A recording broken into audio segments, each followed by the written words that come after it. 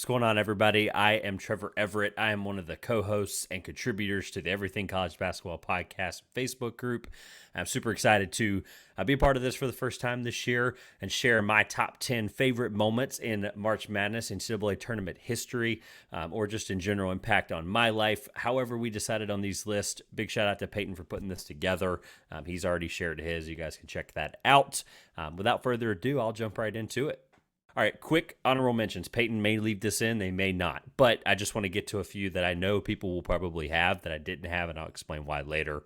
Florida Gulf Coast, that Dunk City 15-seed upset over Georgetown is a big one. RJ Hunter, this guy just missed the list with the buzzer beater. His dad falling off the chair. Ron Hunter, that was a really cool moment there. Frank Kaminsky and that whole Wisconsin run was just something that stuck out to me. Not necessarily a moment, but more of a team that encapsulates a memory for me. And then Trey Burke on Michigan's run in 2013, which actually, funny enough, will segue us into number 10. And the reason number 10 was a segue was Michigan obviously was eventually beat by Louisville. Number 10 on my list is the 2013 Louisville winning a national championship run. Couple of quick things that stick out to me there. Such a good memory for me. It was just such a perfect time. I was in high school watching March Madness, following it to its fullest extent. Right, that was the time for me to watch it at the most. They beat Wichita State, who was an incredible team that year, 30-9 under Greg Marshall. They lost Kevin Ware to that awful leg injury that we all probably remember. Quick story there. Obviously, that was against Duke in the Elite Eight. My dad was a Duke fan. I was on vacation. I had to step out or go do something as part of the vacation, whatever. My dad's watching the game. And I know roughly how much, I've told this story before, I roughly know how much time elapses, whether it's timeouts or stoppages or whatever. I was able to leave and go do something in the second half. I remember what it was for or why, but came back and I'm like, why is there so much time left on the clock? Louisville's up, 12-11 at that point. And I'm like, Dad, why is there so much time left? And he was like, someone got hurt. I didn't initially see it, whatever, but I just know someone got hurt and it took a while for them to get everything straightened out. I searched Twitter that afternoon and come to find out it was obviously the Kevin Ware injury. Heard he's been doing very well lately. So good for him. Kevin Ware, obviously not remembered for hopefully the reasons we'd like it to be, but I really do believe that injury helped fuel that team. Winning the title, obviously, like I mentioned, Rick Pitino was the head coach. 4 future NBA players, Russ Smith, Peyton Siva, Gorgie Jang, and Montrezl Harrell. We know how they got those guys, but we'll leave that be. And this team finished second in the final AP poll to Gonzaga, further showing why the AP poll is stupid. So all in all, I still recognize the title. I do think it's really fun, and 2013 Louisville is my number 10. Number 9 for me was last year, actually, Kansas State's run under Jerome Tang. That team was a vibe. It just is what it was. No moment specifically that stick out as one buzzer beater or thing that happened. There were some incredible moments throughout there. Marquise Noel obviously was just, absolutely a top-class point guard during that run. Really, when you think about Keontae Johnson and where he came from his health concerns after he obviously collapsed on the floor when he was at Florida, to come back and be such an important piece to an Elite Eight team. They did, like I said, make the Elite Eight that year.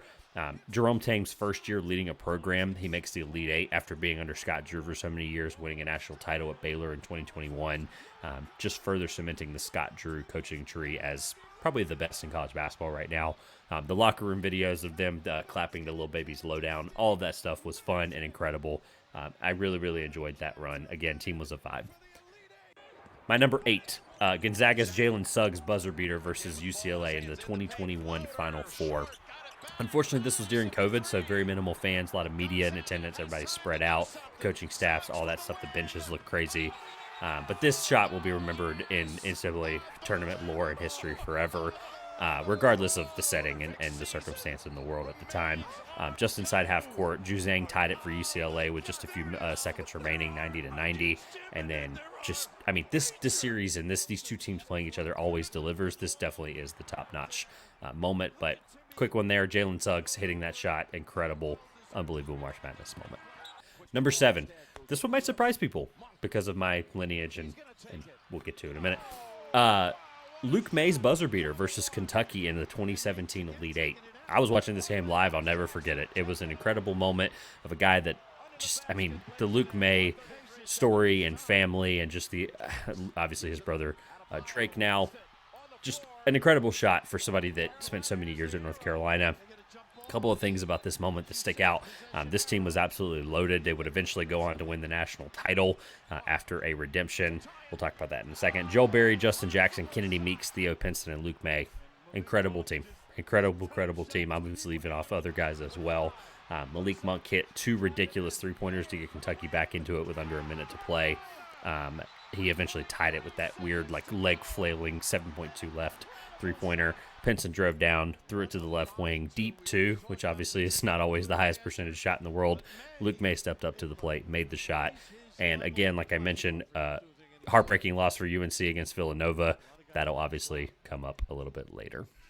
Number 6, I was asked to include a personal favorite moment of my team. I don't necessarily logistically root for a team as hard as I used to growing up as somebody who's now a member of the media and trying to be an unbiased party. But I can't have a March Madness list, whether I was alive or not, without including NC State's buzzer beater against the Phi Slamma Jamma Houston Cougars in the 1983 National Championship game. I could arguably say this is the reason I'm a State fan.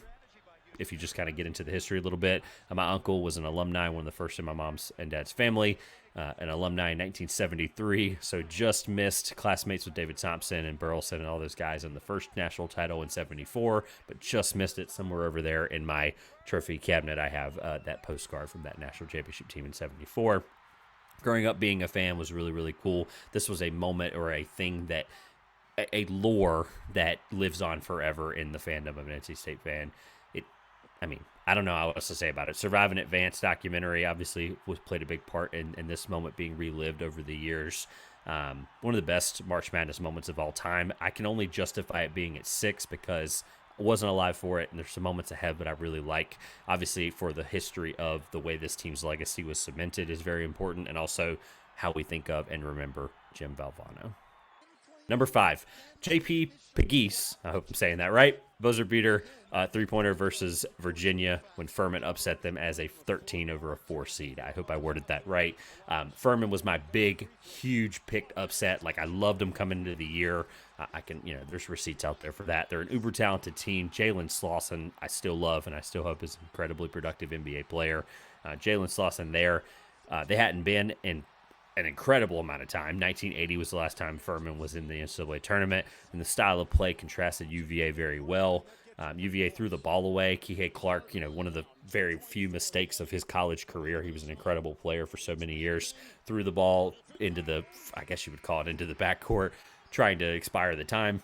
And, JP got a great look from 3 on the right wing with 2.2 left. The call by Kevin Harlan was incredible and just an awesome moment for a mid-major, and I'm always going to root for the little guy. Speaking of rooting for the little guy, number 4, Purdue losing to Fairleigh Dickinson.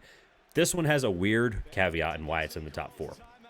I understand right up front that it's not UMBC beating Virginia as the first time 16 beats a 1.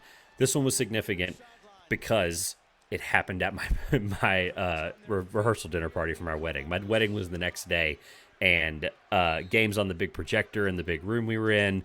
Word started going around the room with about 5 minutes left that FDU could do it. So we flipped it over. That game, obviously being a 116, wasn't the priority on the screen at the time. So score alerts, texts, and conversations start flying around the room while we're eating. We changed it to that game for the final 5 minutes, and look, the rest was history. FDU led with 56-53 with 144 remaining. Clutch free throws and great defense ended up being a huge difference maker. I had to rewatch it, obviously, because of circumstances at such a crazy moment and time in my life. That night specifically, FDU Believe It was an incredible call. I wish I knew exactly who that was to give him full credit. And this obviously put Tobin Anderson on the map, who is an incredible coach at the lower Division 3 and 2 levels, and is now the head coach at Iona, right? He believed that this was going to happen. He put that belief into his guys, and they ultimately did it. And let's hope that this doesn't happen again for Purdue this year. All right, number 3, Gordon Hayward's, I had to go back and make sure I re-watched it. In my mind, it gets further and further back every year. I called it three-quarter court heave, but it would end up being a half-court heave. That could have changed the history of March Madness. Duke's legacy, potentially not winning that title, may have not set themselves up in recruiting because of getting guys like Quinn Cook that eventually won them that later title. But the 2010 Butler, Gordon Hayward, what could have been for Butler as a mid-major, small-major college basketball team, making it all the way to the championship game and almost defeating Coach K and Duke. Incredible shot. I was watching it live. I'll never forget it. It'll be a moment that is one of the biggest, if not the biggest, what if. I've done that scenario before on podcasts, but one of the biggest what ifs in college basketball history. Number 2, Chris Jenkins, buzzer beater 3 for Villanova. Told you I'd come back to this one. This was against UNC in the 2016 title game. Earlier we talked about the 2017 UNC team.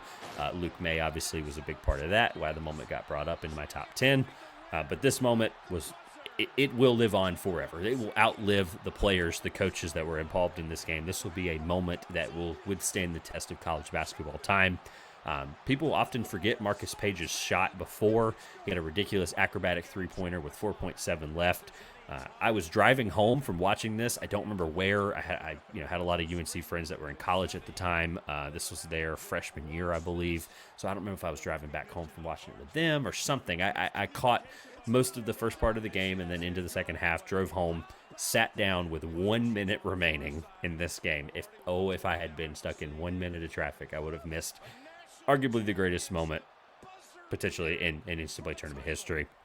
Chris Jenkins gets the handoff from Marchi Diacono, hits the three, buzzer beater, confetti goes off. An incredible moment. Obviously, the final minute ensued with Carolina playing some incredible defense to get back into that position. Marcus Page's shot, and then Chris Jenkins' ultimate game winner, who he will be remembered forever. Number 1 might surprise people. I'm putting it number 1 because I experienced it live. San Diego State's buzzer beater versus FAU at last year's Final Four. I'm wearing the hat from Houston right here on my head in the video. If you're watching this on YouTube, experiencing this live at a venue, I mean, just it made it a million times better. My whole section of people around me who had their phones out, my wife, my cousin was with me, just the guys around us that were San Diego State fans. I mean, I'm not a San Diego State fan, but just to celebrate in that moment with those people was an incredible experience that I will never forget. That team is a team, jokingly on my podcast in circles, that I pick San Diego State every single year and would have in 2020 as well if we had the tournament to make the Final Four. I picked them. I'm like, this is the year they get over the hump. This is the year they have the talent and the defensive ability that I think gets them over the hump eventually. And of course, the one year I don't, I'm able to experience the greatest moment in their program's history, buzzer beater to send them to the national championship, where obviously they would eventually lose to the UConn Huskies. But just an incredible moment, something that I'll never forget. This is going to be impossible to top. I'm just going to say it. This is number 1 for me for a reason. Again, try to put it into words, but just an absolutely stunning March Madness moment that will live on forever. Hope you enjoyed the list. Don't forget to check out everyone's list that Peyton has created. Big shout out to him for doing this for us over at Everything College Basketball. All of those will be linked in the description below or on the Everything College Basketball social media pages. Again, big thank you to Peyton for doing that. Check out the other ones. Enjoy March Madness.